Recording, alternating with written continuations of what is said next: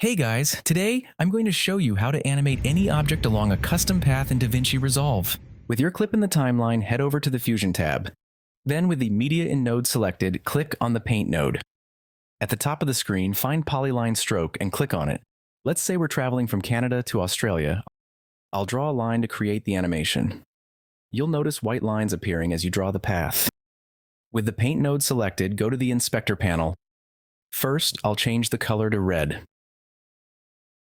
Then I'll open the Stroke Controls parameter below and increase the spacing to 1.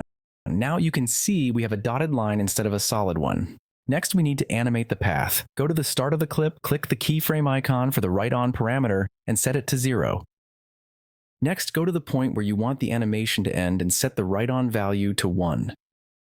Now hit play and you'll see the animation in action. Next, I want to add an image that follows the path. First, we need to create a duplicate of the Paint node. I'm going to press Ctrl+C to copy it and then paste it. Next, while holding Shift, I'll place the duplicate node so it connects automatically. Next, go to the Modifiers tab in the Inspector and set the color to white to differentiate between the two paths. Next, go to the Brush Control parameter and click on Image. Then, under Stroke Controls, select the Clip option. Now browse for the image you want to place and click Open.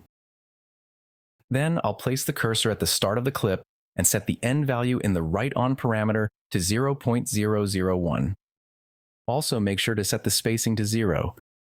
Then I'll go to the position where my animation ends and set the start value to 0.999.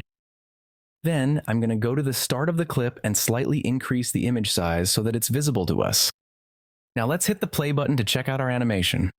And that's it. You've just learned how to animate an object along a path in DaVinci Resolve. If you found this tutorial helpful, don't forget to like, subscribe, and hit the bell icon for more awesome DaVinci Resolve tips. See you in the next one.